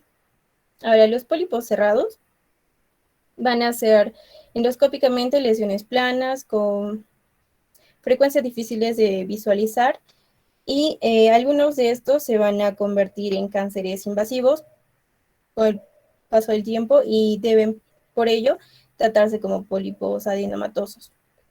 Ahora, dentro de los pólipos amartomatosos o pólipos juveniles, bueno, tenemos que no son premalignos, son característicos de la infancia, pueden ocurrir a cualquier edad. Ahora, el sangrado es uno de sus síntomas más característicos, así como también la intususcepción y la obstrucción. Ahora, deben tratarse mediante una polipectomía y, bueno, a menudo se asocia también con lo que es la poliposis juvenil familiar, que es un trastorno autosómico dominante, en el cual los pacientes desarrollan cientos de pólipos en el colon y en el recto. Y bueno, estas lesiones pueden generar adenomas y eventualmente evolucionar a carcinomas. Es por ello que se recomienda que las pruebas anuales para este tipo de pacientes con riesgo deben iniciar entre los 10 y 12 años. Ahora, si el recto, bueno, dentro del tratamiento, ¿no? Si el recto está relativamente a salvo, se puede optar por realizar una colectomía abdominal con anastomosis ileorectal. Pero si el recto, en cambio, está tapizado con pólipos, la proctocolectomía total es la opción más indicada. Ahora, dentro también de algunos de los síndromes que tenemos el síndrome de Peutz-Jeghers, el cual se caracteriza por poliposis del intestino delgado y en menor medida del colon y del recto. Aquí generalmente se van a observar manchas características de melanina en la mucosa bucal y los labios de los pacientes. Ahora, no tiene un riesgo significativo de degeneración maligna, sin embargo, sí hay ocasiones en las que se puede desarrollar. Y es por ello que la cirugía va a estar indicada, sobre todo cuando va a haber síntomas de obstrucción o sangrado. Ahora, las pruebas para su diagnóstico incluyen la colonoscopía y la endoscopía cuando el paciente tiene alrededor de 20 años. Y también se puede optar por una sigmoidoscopía flexible de manera anual posteriormente a la primera realizada a los 20 años. Ahora, también tenemos el síndrome de Cronquist-Canada, cuál es un trastorno en el que los pacientes desarrollan poliposis gastrointestinal asociados con alopecia, pigmentación cutánea, atrofia de uñas tanto de manos como de pies. Tienen también diarrea, vómitos, y la mayoría de pacientes tienen un mal pronóstico ya que fallecen a pesar de la administración de terapia médica. Y por último tenemos el síndrome de Cowden, el cual es un trastorno autosómico dominante con amartomas que abarcan las 3 capas de las células embrionarias. Los triquilemomas faciales, el cáncer de mama, la enfermedad de la tiroides y los pólipos gastrointestinales también van a acompañar dentro de la sintomatología este síndrome. Y por último tenemos los pólipos inflamatorios o pseudopólipos, los cuales ocurren concomitantes a la enfermedad inflamatoria intestinal y también en presencia de colitis amibiana, colitis isquémica y colitis esquistosomal. Ahora, estas lesiones no son premalignas, pero deben eliminarse, ya que el examen microscópico nos va a ayudar mostrándonos los islotes de mucosa normal en regeneración que va a estar rodeada de áreas con pérdida de mucosa. Siguiente, por favor.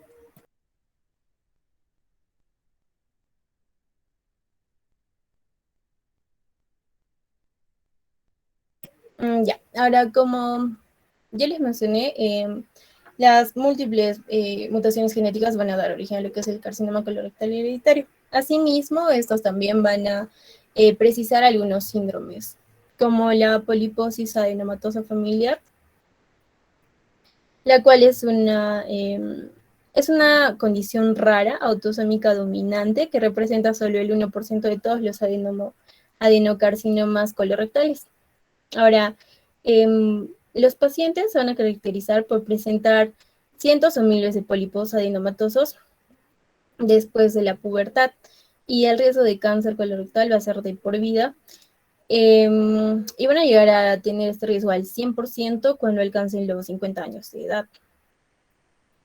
Ahora, también tenemos otro síndrome que va a ser la poliposis adenomatosa familiar atenuada, que va a ser una variante de la poliposis adenomatosa familiar, en el cual los pacientes van a presentar menos pólipos, generalmente de 10 a 100, y bueno, estos van a estar localizados predominantemente en el colon derecho.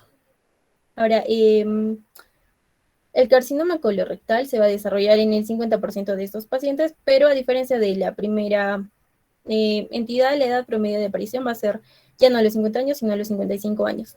Los pacientes también van a tener riesgo de contraer poliposis duodenal, y las mutaciones características, bueno, la primera fue la mutación del gen APC, y en la poliposis adenomatosa familiar atenuada va a ser la mutación del gen MIH. Bueno, en este tipo de pacientes se recomienda realizar una colonoscopia selectiva a partir de los 13 a 15 años, y luego posteriormente cada 4 años hasta los 28 años, y posteriormente después cada 3 años. Estos pacientes son candidatos a una colectomía abdominal total con anastomosis ileorrectal. Ahora, también tenemos al síndrome de Lynch o al cáncer de colon no polipósico hereditario. Es el más frecuente, pero aún así es el más frecuente de este grupo, pero aún así su incidencia es bastante rara, solamente abarca entre el 1 y 3% de todos los cánceres de colon. Ahora, los defectos genéticos que están asociados a esta condición surgen de los errores en la reparación de errores de emparejamiento del ADN. Y bueno, este síndrome se va a heredar y va a ser de patrón autosómico dominante, y se va a caracterizar por desarrollar carcinoma colorectal a una edad temprana, entre los 40 a 45 años respecto a los dos mencionados anteriormente. Ahora, el 70% de los pacientes que son afectados por este síndrome van a terminar desarrollando cáncer colorectal. Ahora, también se asocia a enfermedades malignas extracolónicas este síndrome, ¿no? Como por ejemplo el carcinoma de endometrio, que es mucho más frecuente en mujeres, así como también el carcinoma de ovario, páncreas, estómago, intestino delgado, vías biliares y tracto urinario. El diagnóstico se va a realizar en base a los antecedentes familiares del paciente y según los criterios de Ámsterdam. Ahora, también tenemos el cáncer colorectal familiar, el cual va a representar entre el 10 y el 15% de todos los pacientes con cáncer colorectal. Ahora, el riesgo va a ser de por vida en este tipo de pacientes. Sin antecedentes familiares de esta enfermedad, el riesgo va a llegar al 6%, pero va a ir aumentando a 12 si tiene, el paciente si tiene un familiar de primer grado con este antecedente, y va a llegar al 35% si tiene 2 familiares de primer grado que han sido afectados con esta patología. Ahora, a este tipo de pacientes de riesgo se recomienda la realización de colonoscopia cada 5 años a partir de los 40 años, o 10 años antes de la edad del primer paciente diagnosticado en la genealogía de la familia del paciente. Siguiente, por favor.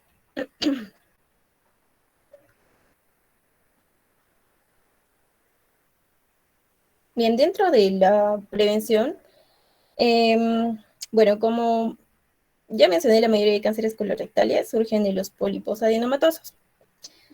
Es por ello que las medidas preventivas se van a centrar en la identificación y la eliminación de las lesiones premalignas.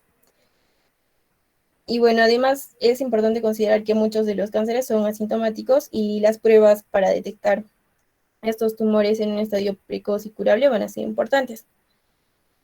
Ahora, es importante también saber que estas pruebas se van a aplicar a cualquier paciente que tenga afección gastrointestinal como sangrado, cambios en los hábitos intestinales o dolor, etc., junto con una evaluación completa y una colonoscopia. Ahora, bueno, en el primer cuadro podemos observar cuáles son las ventajas de las diversas pruebas que se pueden aplicar para la detección y vigilancia, ¿no?, de esta entidad, que es, por ejemplo, la prueba de sangre oculta en heces, que bueno, es fácil de usar, no es invasiva, es de bajo costo, tiene una buena sensibilidad cuando son pruebas repetidas. También está la prueba de inmunohistoquímica fecal, por ejemplo, la de ADN fecal multiblanco, la sigmoidoscopía, que examina el colon con mayor riesgo, a diferencia de las otras mencionadas. Es muy sensible para la detección de pólipos, sobre todo en el colon izquierdo, y no requiere una preparación intestinal completa, ¿no?, ya que esta se puede acompañar de enemas de bario. También está la colonoscopía, que examina el colon en su totalidad. Es altamente sensible y específica. El edema de bario, de doble contraste, que examina el colon por completo, tiene una buena sensibilidad para identificar los pólipos que son mayores a 1 centímetro.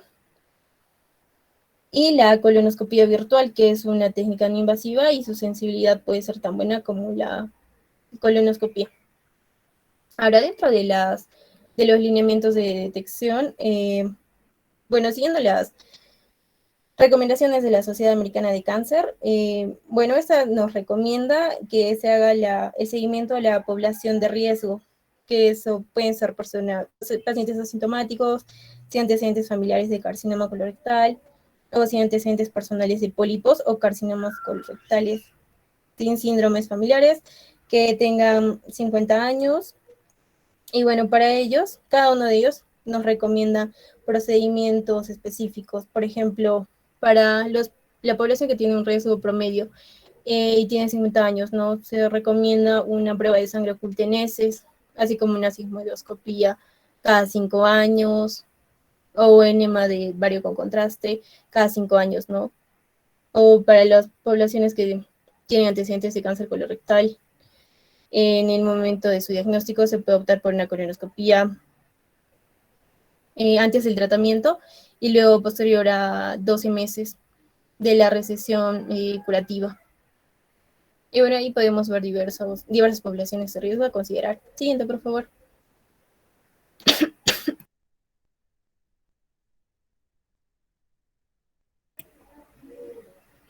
Ahora, dentro de las vías de diseminación y evolución, tenemos que la forma más común de diseminación de la invasión, bueno, mejor dicho, la forma más común de diseminación de los cánceres colorectales va a ser la invasión de los ganglios linfáticos regionales, los cuales van a aumentar con el tamaño del tumor, la histología mal diferenciada, asociado a la invasión linfovascular y la profundidad de invasión.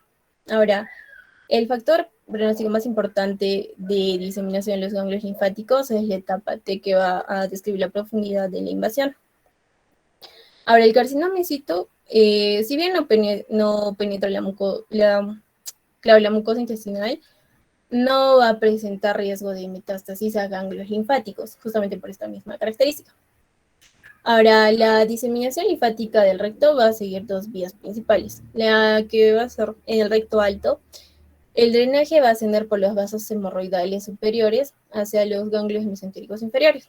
Y en el recto bajo, el drenaje linfático va a seguir a lo largo de los vasos hemorroidales medios. Ahora, el sitio más común para una metástasis distante por cáncer colorectal principalmente va a afectar el hígado.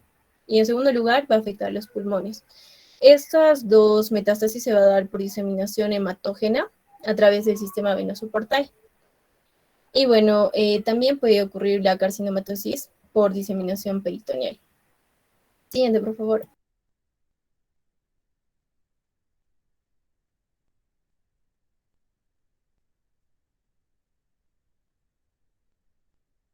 Bien, siguiendo con la estadificación y la valoración preoperatoria, tenemos la presentación clínica del carcinoma, que va a ser síntomas inespecíficos de manera general, y ya cuando el cáncer está en un estadio avanzado es que se van a poder detectar cambios en las defecaciones, hemorragias rectales, dolor abdominal, meteorismo, tumores del lado izquierdo, que van a ser los que van a causar obstrucción en referencia a los del lado derecho, por ejemplo. Ahora, en caso de los tumores rectales, la sintomatología que se va a encontrar es hemorragia, tenesmo, dolor, anemia, pérdida de peso o falta de apetito. Ahora, para la estadificación tenemos que se basa en la profundidad del tumor y la presencia o ausencia de algunas metástasis, ya sean ganglionares o a distancia. Como podemos ver en el cuadro de estadificación de TNM, tenemos que la enfermedad en estadio 1 incluye el adenocarcinoma, que son invasivos a través de la mucosa muscular, pero se limita a la submucosa. Aquí este sería el T1. O cuando implica la muscularis propia sería el T2.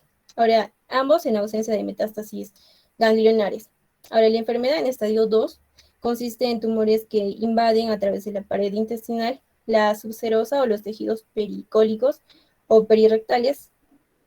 Ese sería un T3, o hacia otros órganos o tejidos a través del peritoneo visceral. Ese sería un T4. Sin metástasis ganglionares también en ambos casos. Ahora, la enfermedad en estadio 3 incluye cualquier estadio T ya mencionado anteriormente, con metástasis ganglionar, y la enfermedad en estadio 4 además va a tener metástasis a distancia. Siguiente, por favor. Ahora, dentro de la evaluación preoperatoria tenemos que el colon se va a examinar en busca de tumores sincrónicos por colonoscopia, ya que el 40% de los pacientes los va a presentar. Ahora, en el cáncer rectal se debe realizar un examen rectal digital y una proctoscopia rígida o flexible con una biopsia para estimar el tamaño, localización, morfología y rasgos histológicos y cuál es la fijación del tumor. Ahora, la ecografía endorrectal o la resonancia magnética va a ayudarnos a estadificar y clasificar las etapas de estadio del tumor y la metástasis ganglionar. La radiografía de tórax y la tomografía abdominopélvica nos va a permitir valorar la metástasis a distancia, ¿no? Los síntomas a considerar que nos van a señalar una obstrucción van a poder ser evaluados a través de la utilización del enema de gastrografín, que nos va a determinar el grado de obstrucción que tenga el paciente. Ahora, dentro del tratamiento del carcinoma de colon, tenemos que, como principal objetivo que se va a tener, es extirpar el tumor junto con soporte linfovascular. Ahora, la longitud del intestino resecado va a depender de todos los vasos que van a irrigar el segmento con cáncer, y cualquier órgano o tejido adyacente se debe extirpar junto con el tumor, y si no es posible realizar este procedimiento, se tiene que optar por un procedimiento paliativo.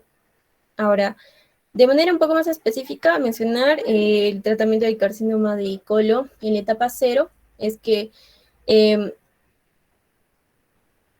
va a haber presencia de displasia de alta malignidad que va a aumentar el riesgo de encontrar carcinoma invasor dentro del pólipo. Es por ello que se recomienda extirparse por completo, y los márgenes patológicos no deben incluir ninguna displasia. Ahora, casi todos los pólipos pedunculados y sésiles se pueden resecar en su totalidad por medios endoscópicos y se deben vigilar posteriormente con colonoscopías frecuentes. En los casos en los que no es posible extirparlos por completo, se va a optar por una resección segmentaria. Siguiente, por favor. En la etapa 1, el carcinoma invasor, bueno, va a estar en la cabeza de un pólipo pedunculado, Pero este no va a presentar invasión del tallo y esto va a presentar un riesgo bajo de metástasis en un menos del 1%. Y se puede resecar por completo a través de medios endoscópicos. Ahora, si va a haber invasión linfovascular y una histología mal diferenciada o un tumor que va a ocupar más de 1 milímetro dentro del borde de la recesión, se va a incrementar el grado de riesgo de recurrencia y por ende también de diseminación metastásica, por lo que se recomienda en estos casos una colectomía segmentaria.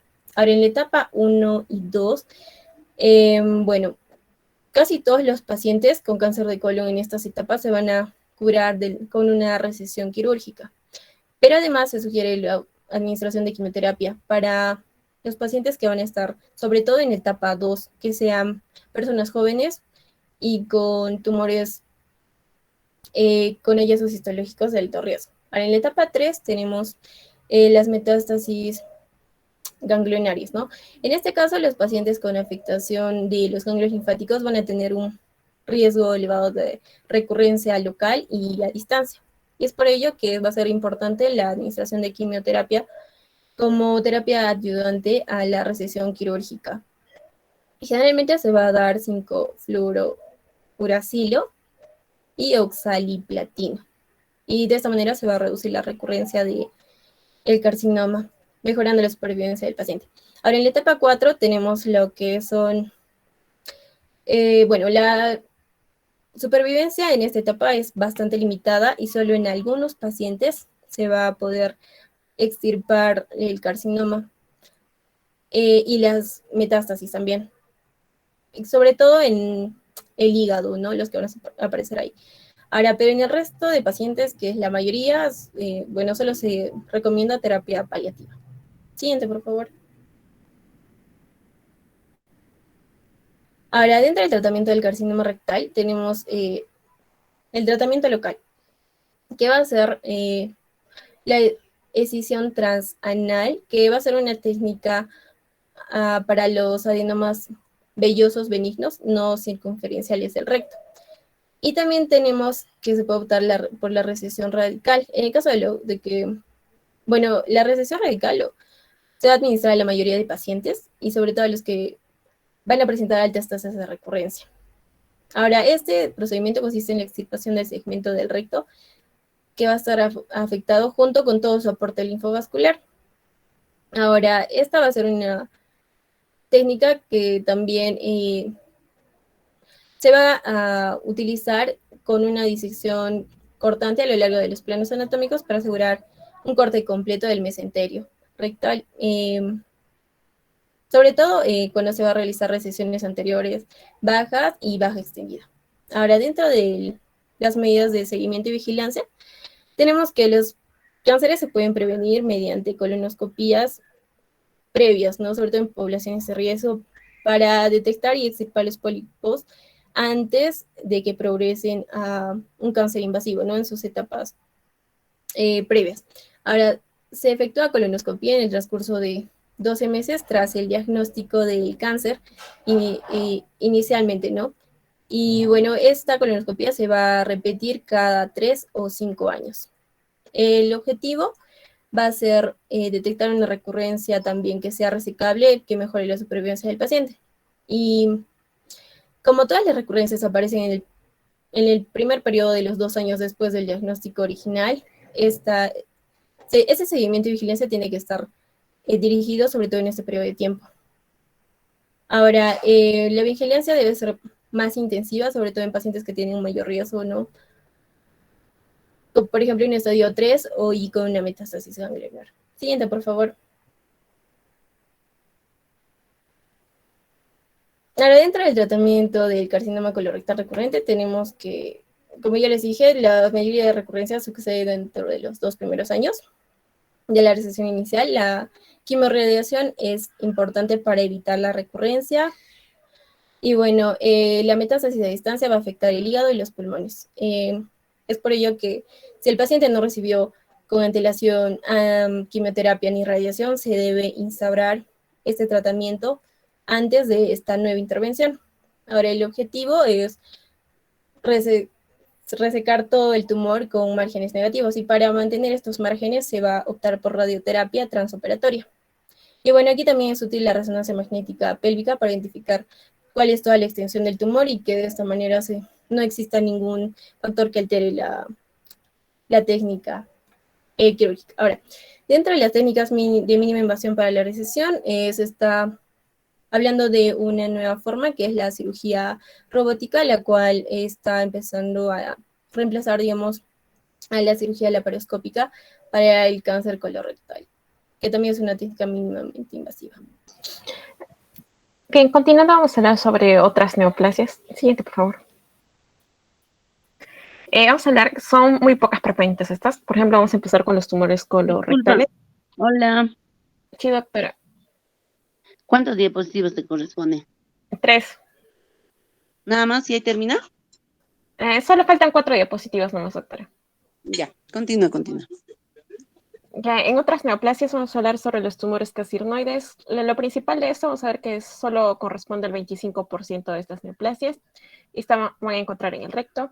La mayoría de estas vienen a ser benignas, pero tiene un alto riesgo de que se puedan convertir en neoplasias, que está de acuerdo al tamaño que estas tengan.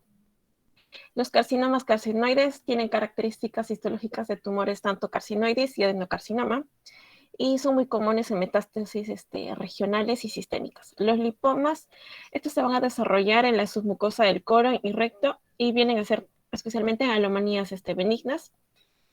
Los linfomas, ellos son que con mayor frecuencia van a afectar lo que es el ciego. Tiene síntomas como lo que es la hemorragia, obstrucción, y su tratamiento de elección es lo que es la resección del intestino. El leiomioma son tumores benignos del músculo liso de la pared del intestino y aparecen todo lo que es en el tubo digestivo alto. Los liosarcomas son especialmente en el recto y tienen hemorragia y obstrucción como síntomas. Los tumores gastrointestinal son de 5 a 10% que se originan en el colon y recto, y el 30 al 50% son malignos, por lo que se extirpa todas las lesiones. Siguiente, por favor. Con respecto a los tumores rectales y presacros, son poco comunes, son raros. Con frecuencia son anomalías congénitas y constituyen casi 2/3 de las lesiones retrorectales. La más frecuente es una neoplasia maligna en lo que es en los niños. Dentro tenemos a las anomalías inflamatorias, que se va a dividir en 2 grupos, que son quísticas y las sólidas. Las quísticas tenemos a las dermoides y epidermoides, que vienen a ser malformaciones benignas. También tenemos a los quistes heterógenos, que surgen del intestino primitivo. Los meningocele y los mielomingocele son anteriores con consecuencia a lo que es una herniación del saco dural. Y por último, en el aspecto radiográfico, encontramos el signo de cimitarra, ¿no? Con respecto a los sólidos, tenemos a los teratomas, que son neoplasias verdaderas y que contienen este tejido de cada células germinales. Tenemos los cordomas, que son el tumor maligno más común. También tenemos los tumores de neurógenos, que van a incluir lo que son los neurofibromas, sarcomas, los neurolemomas, los epidemomas y los ganglioneurones. Y después tenemos las lesiones óseas, que ahí dentro vamos a entender los osteomas y los quistes óseos. Siguiente, por favor. Con respecto a los tumores en el conducto anal y perianal, son poco frecuentes. Tenemos principalmente las lesiones intraepiteliales epidermoides. También tenemos a los carcinomas epidermoides, que son especialmente las células epidermoides, carcinomas cloacógenos, carcinoma de transición y carcinoma basaloide. Los carcinomas verrugosos, que tienen, como su mismo nombre lo menciona, son verrugas, que son en forma de condiloma acumulado de alta malignidad local. Y su tratamiento es la incisión local amplia, ¿no? Luego tenemos los adenocarcinomas, que es tratamiento de resección radical o la quimiorradiación adyuvante. Y por último tenemos los melanomas, que son pocos comunes y constituyen menos del 9% de estas neoplasias malignas anorrectales. Y algo muy importante es que estas tienen mal pronóstico. Bien, para terminar, los vólvulos, que es la torsión de un segmento del colon que está lleno de aire sobre su propio mesenterio, ¿no? El 90% afecta al colon sigmoide, en un 20% al ciego y por último el transverso, en menor medio. Bueno, esta generalmente, en algunos casos se autolimita, pero generalmente causa obstrucción intestinal que progresa a un estrangulamiento, gangrena y posterior perforación. El estreñimiento crónico es un factor de riesgo a considerar, ya que lo predispone, y La sintomatología que podemos encontrar es distensión abdominal, náuseas, vómitos, dolor, hipersensibilidad generalizada del abdomen, fiebre y leucocitosis. Ahora tenemos 3 tipos, el vólvulo, cuando es un vólvulo sigmoide, el que se va a afectar. En este caso, en la radiografía vamos a encontrar un signo clásico que va a ser en grano de café, y en caso se utilice el enema de gastrografín, va a haber, bueno, nos va a permitir ver la estenosis en el sitio del vólvulo y un pico de pájaro patognomónico. Ahora, el tratamiento va a ser una colectomía sigmoidea. Las pruebas que nos evidencian una gangrena o una perforación nos va a remitir a que tenemos que hacer una exploración quirúrgica inmediata, y cuando se encuentra intestino muerto en la laparotomía se debe realizar una colectomía sigmoide y una colostomía terminal, un proceso en conjunto que se llama procedimiento de Hartmann. Bueno, con eso un vólvulo secal se va a dar por una falta de fijación del colon derecho. La rotación se va a producir alrededor de los vasos sanguíneos ileocólicos. El 10 al 30% va a ser la rotación del ciego sobre, mejor dicho, el pliegue del ciego sobre sí mismo. En la radiografía del abdomen vamos a encontrar una estructura llena de aire en forma de riñón en el cuadrante superior izquierdo, que va a ser el lado opuesto a donde está el vólvulo. Mejor dicho, la torsión, perdón. Y bueno, si utilizamos el enema de gastrografía, podemos confirmar la obstrucción a nivel del vólvulo, y nunca, ese tipo nunca puede detorcerse por medio de medios endoscópicos, sino se recomienda la hemicolectomía derecha con anastomosis ileocólica para evitar recurrencias. Y por último tenemos el vólvulo del colon transverso, que va a ser raro, se va a dar por una falta de fijación del colon y asociado a un estreñimiento crónico con un megacolon. El enema de gastrografía va a revelar una obstrucción más proximal, y casi todos los pacientes necesitan exploración y resección urgente cuando lo presentan. Gracias. Eso sería todo, doctora. Ya está. Ya, chicos, muy bien. Ya, estudien, por favor, chicos. Acá hablar de colon, recto, ano, son bastantes patologías, por lo tanto tienen que estudiar, ¿no? En colon vamos a ver patologías benignas con más frecuencia, es pues el colon sigmoides, bueno, el vólvulo sigmoides que acaba de decirles, cáncer de colon recto, ¿no? Estudien este viaje, estudien todo lo que es todo lo que son fístulas, hemorroides, técnicas quirúrgicas en hemorroides, que es lo más común, ¿no? Por ejemplo, en una fístula o en una fisura anal, ¿cuál es el tratamiento de elección? A ver, André.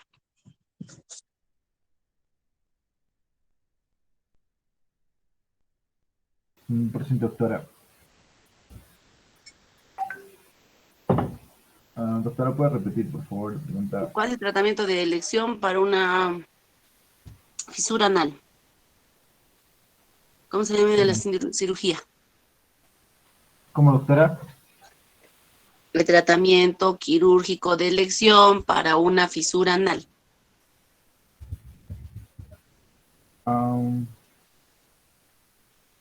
No recuerdo bien, doctora, cuál era la cirugía, doctora.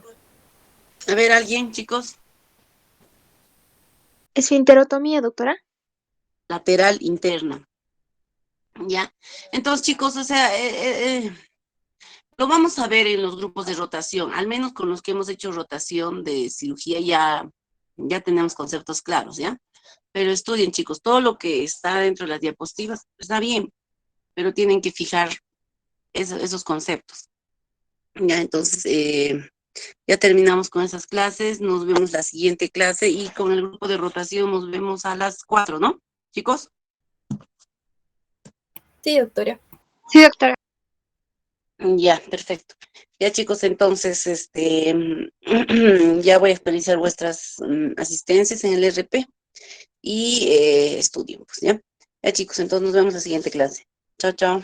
Gracias. Gracias, doctora. Doctora.